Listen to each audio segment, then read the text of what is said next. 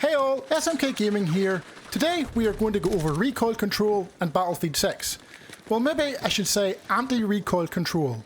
Once you see the video, that statement makes much more sense. There are multiple ways in which you can reduce the appearance of recoil and make the physical act of controlling it easier in Battlefield 6. But none of that today, folks. That I will go into detail in a follow-up video. Today I'm going to go over a unique tip that will be very useful for new players or those who struggle to control recoil. I have not seen anyone ever talk about this or even suggest it. That is, the key to controlling recoil and being accurate is... don't control the recoil. Yes, you heard that right. The key in this instance is crosshair placement to use recoil to your advantage and hit more headshots than you ever have done before. Before we get into that, I have my own sights set on a target myself. That target is 16,000 subscribers before the end of the year.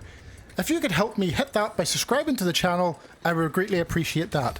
You will see many more of these unique tips. Now on to that anti-recoil technique and using recoil to your advantage.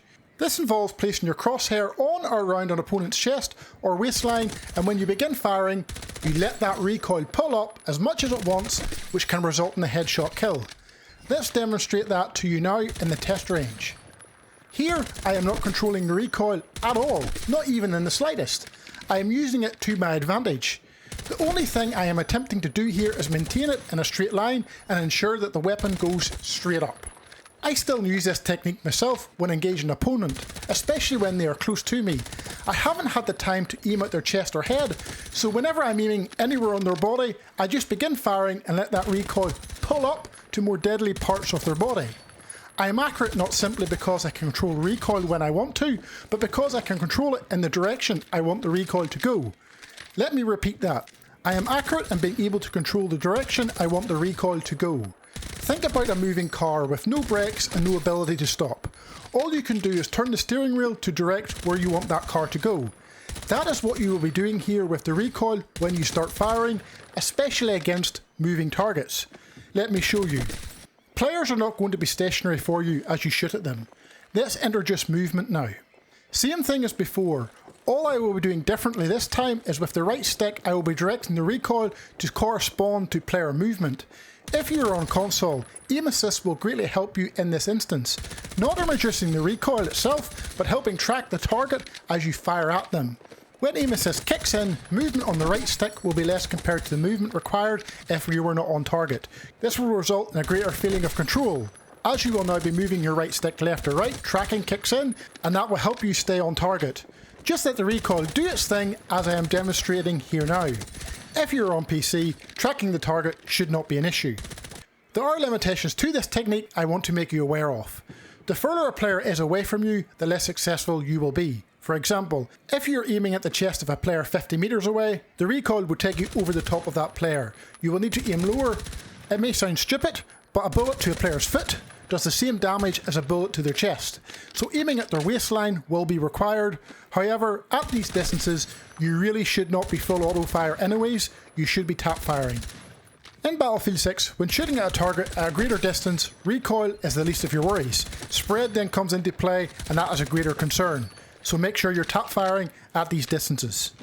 Even during the tap firing demonstrated here now, I am not controlling this recoil. I'm letting it go up during the burst fire, resetting, and then I'm shooting again. Look how far away I am still able to kill these targets. As you are waiting for the recoil to reset each time, your tap firing will be slower compared to someone that is controlling the recoil. Just be aware of that.